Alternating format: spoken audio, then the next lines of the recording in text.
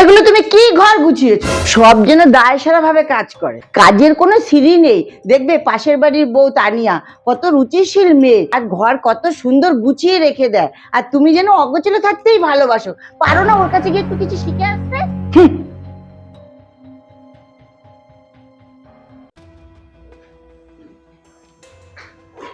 দেখো খাবার টেবিলটাকে কিরকম অগোছালো করে রেখেছে।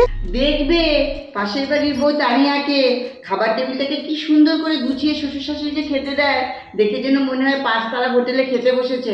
আর তোমার কোনো কাজের ছিঁড়িই নেই। মা, জল থেকে নুন সবই তো হাতের সামনে সাজিয়ে রেখেছি, আপনি খেতে বসুন, আমিই তো আপনাকে গুছিয়ে খেতে দেবো। তোমার যা সাজানোর ছিঁড়ি তা দেখলে আমার খাওয়ার রুচিটাই চলে যায়। দাও দাও, কি খেতে দেবে দাও।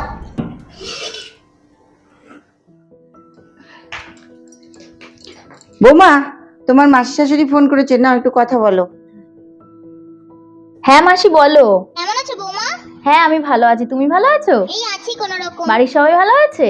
হ্যাঁ আছে সবাই ভালো। তা আসো না একদিন এসে ঘুরে যাও এখানে। যাবো যাবো একদিন সময় করে যাবো।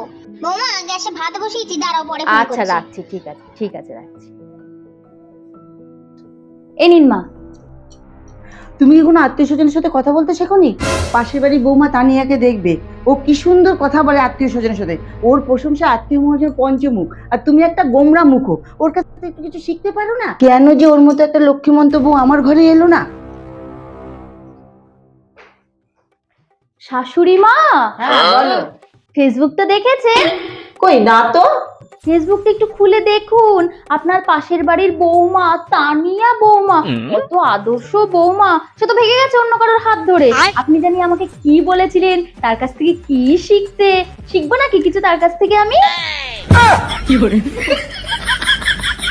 এই জন্য কারোর সাথে কারো তুলনা করে কাউকে অপমান করতে নেই। বাইরে থেকে যা দেখা যায় তা সবসময় সত্যি হয় না, বুঝলেন তো এবার? ইস, বৌমাটা এরকম করলো, শ্বশুর শাশুড়ির মুখে একদম চুনকালি মাখিয়ে দিল। বাবা, আমার বৌমাটা ঢের ভালো ওর থেকে।